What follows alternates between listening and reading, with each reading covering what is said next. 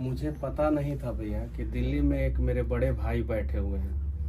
हम तो भाजपा सरकार से भी अनेकों सवाल किए हैं, बहुत सारा वीडियो बनाए हैं, सवाल किए हैं। कभी भाजपा वालों ने मेरा गर्दन दबाने का प्रयास नहीं किया। आपने जो किया मैं सदा जीवन भर ऋणी रहूँगा। एक मिठाई मैं अपने हाथ से आपको खिलाना चाहता हूँ। आप इतना तकलीफ झेल के आए हैं।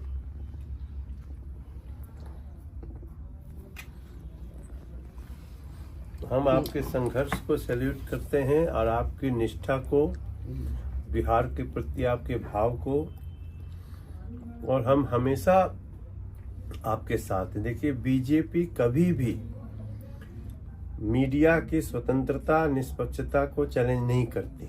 और मेरा 5000 वीडियो है जिसमें 4000 बीजेपी शासित प्रदेश में घूम घूम के है। यूट्यूब पे सारा साक्ष्य है, प्रमाण है, कोई भी जाके देख सकता है। यूपी में, लेकिन आपकी बातों में दम है, आपकी दलील में दम है, उससे हमको सीखने की आवश्यकता है।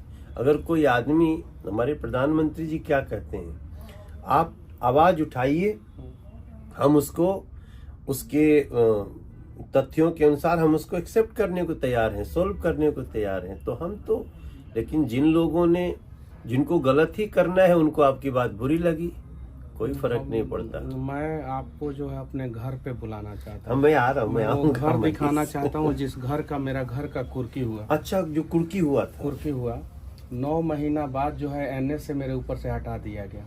मेरा तो 9 महीना बर्बाद हो गया। कोर्ट ने कह दिया कि नहीं, एनएस से इनके ऊपर जो है गलत तरीके से लगाया गया। अगर एनएस से नहीं लगा होता तो मेरा 9 महीना बचता। मेरा इज्जत जो है वो उसका मतलब कि ये किया गया। जिस घर को मेरे दादाजी ने बनवाया था, जो चीन के युद्ध में लड़े हैं, मैं वो जमीन दिखाऊंगा जो भारत सरकार ने चीन के युद्ध में लड़ने के दौरान मेरे दादाजी को 4 बीघा जमीन दिया था। अच्छा। वो जमीन भी दिखाऊंगा। मेरे घर से वो जमीन 3 किलोमीटर की दूरी पे है और वो पूरा, मेरा पूरा क्षेत्र जानता है कि रामसागर तिवारी को जो है ये जमीन जो है भारत सरकार 4 बीघा चीन के युद्ध में लड़ने के दौरान दिया था। पूरा क्षेत्र जानता है। दादाजी का नाम था? हाँ, रामसागर तिवारी मेरे दादाजी का नाम अच्छा। था। और उनके द्वारा बनाया हुआ घर का कुर्की हुआ। अगर मैं बनाया होता या मेरे पिताजी बनाए होते, उस घर का कुर्की होता। उसकी भी कुर्की हुई। उनके द्वारा बनाया हुआ घर का कुर्की हुआ। कुर्की में जो है मेरा चापाकल उखाड़ा गया, परेशान किया गया। अपराधी का कुर्की होता नहीं है, एक पत्रकार के घर का कुर्की इन लोगों ने कराया। बताइए, अब ये तो आग है दिल लोगों में। का मन यहाँ से भी, हम यहाँ इतना दूर से सुनते थे ना, तो हम तकलीफ में आते थे। हम तो गए आपसे मिलने, जेल में मिलने नहीं दिया गया। कोई नहीं, अब मनीष बाबू आप आगे बढ़िए। और मैं पत्रकार हूँ, मैं गलत करूंगा तो मेरे ऊपर एफआईआर होना चाहिए ना। मेरे कैमरामैन के ऊपर एफआईआर क्यों हुआ? चलिए, मेरे कैमरामैन के ऊपर एफआईआर कर दिया। मेरे ऑफिस के सारे स्टाफ के ऊपर एफआईआर क्यों किया, जिनका कोई दूर दूर तक कोई रिश्ता नाता नहीं है? गरीब बच्चों को जो है मैं सिखाता हूँ, आगे बढ़ाता हूँ। मेरे ऑफिस में जितने काम करने वाले बच्चे हैं, दलित के बच्चे हैं, ओबीसी समाज के बच्चे हैं, स्वर्ण के बच्चे हैं, सब गरीब परिवार के बच्चे हैं। उन लोगों को मैं सिखाता हूँ। और मनीष कश्यप गलत किया था।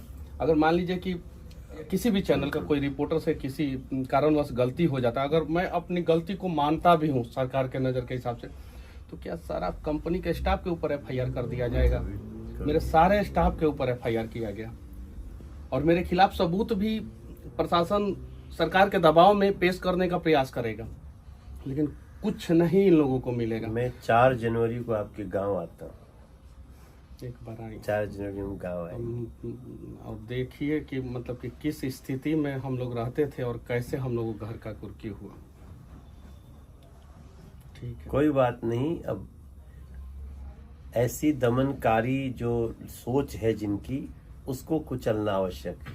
आगे जो है, आप जैसे लोगों को कोई इस तरह से फंसा करके, जो भी हो, आपको किसी जिन जिन जगहों पे अपने संस्मरण बताइए और उसको,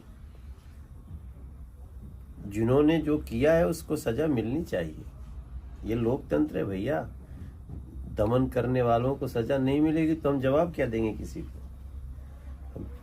15 केस में बेल लिया मैं।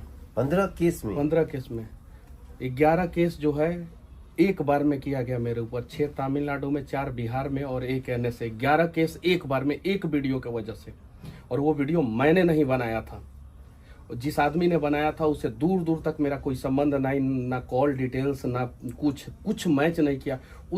किसी आदमी ने बनाया, उसके वजह से मेरे ऊपर।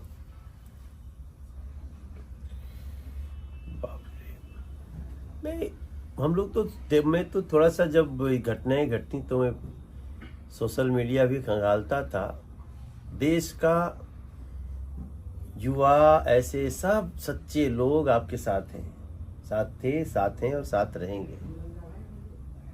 हम आपके गांव आएंगे, चलिए एक बार आएंगे। 4 जनवरी को हम आ रहे हैं आपके गांव। आके आपके उस घर को देखेंगे, गांव के लोगों से मिलेंगे।